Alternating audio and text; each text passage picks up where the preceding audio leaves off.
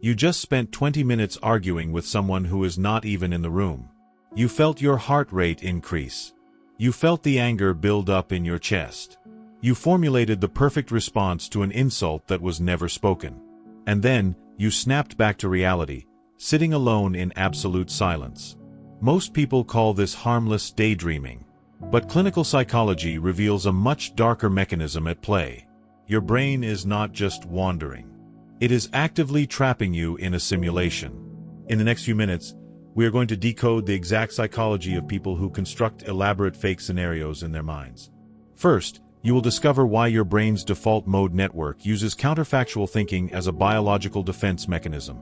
Second, we will look at the dangerous tipping point where mental rehearsal turns into mental imprisonment. And third, the 4 clinical grounding techniques you must use to pull your cognitive bandwidth back to the present moment. If you have ever felt exhausted by a conflict that only existed in your thoughts, pay close attention. Your mind is trying to protect you, but it is actually destroying your peace. To understand why you invent realities, you have to understand what your brain does when it is not focused on a specific task. When you are washing dishes, staring out a window, or trying to fall asleep, a specific system in your brain activates. It is called the default mode network. For most people, this network handles basic reflection. But for some individuals, this network is hyperactive. When your default mode network is overstimulated, it triggers something called counterfactual thinking. Your brain starts simulating alternative realities. It replays past events and changes the outcomes. It imagines future encounters and prepares for the worst possible scenarios. You do not do this because you are crazy. You do this because your nervous system craves comfort and clarity. By creating a fake scenario where you win the argument, where you finally say the right thing, or where you protect yourself from emotional harm, your brain grants you a temporary sense of agency. It feels like preparation. It feels like control. But this illusion of control comes with a massive psychological cost. Mental rehearsals serve an evolutionary purpose. They help human beings navigate complex emotional landscapes. But there is a fine line between preparing for a difficult conversation and becoming overly reliant on a fantasy.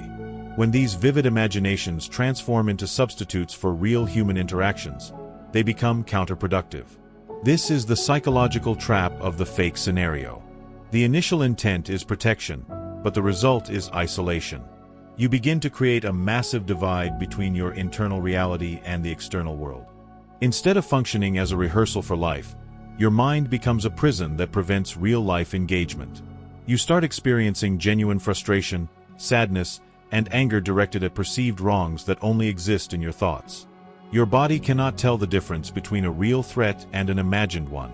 Cortisol floods your system. You exhaust your emotional battery fighting shadows. And the tragic irony is that while you are busy winning arguments in a fake reality, your actual life, your real relationships, and your true potential are being entirely neglected.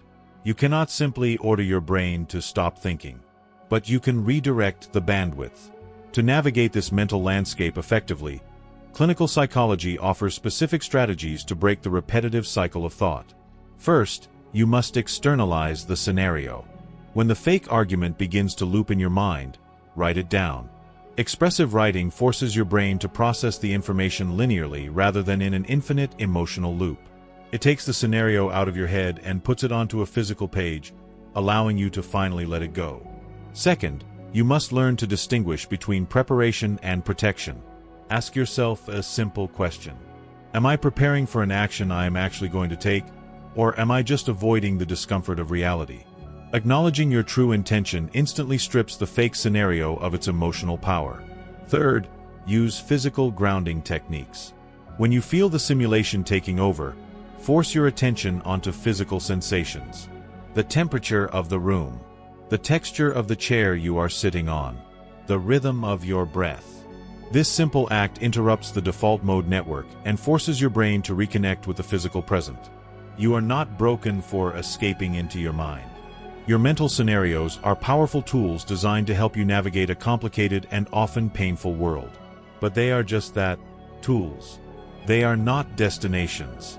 They can never replace genuine human experiences. Recognizing their role as simulations empowers you to step out of the illusion. It allows you to embrace the messiness, the unpredictability, and the vulnerability of actual existence. Real life is unscripted. It is uncertain. But it is the only place where true reward exists. Stop fighting ghosts. Bring your genius back to reality. If this psychological pattern described you, you are not alone. You have simply been letting a survival mechanism run on autopilot. If you want to continue understanding the hidden architecture of human behavior and master the psychology of your own mind, subscribe to Analytical Legacy. Step out of the simulation. See you in the next episode.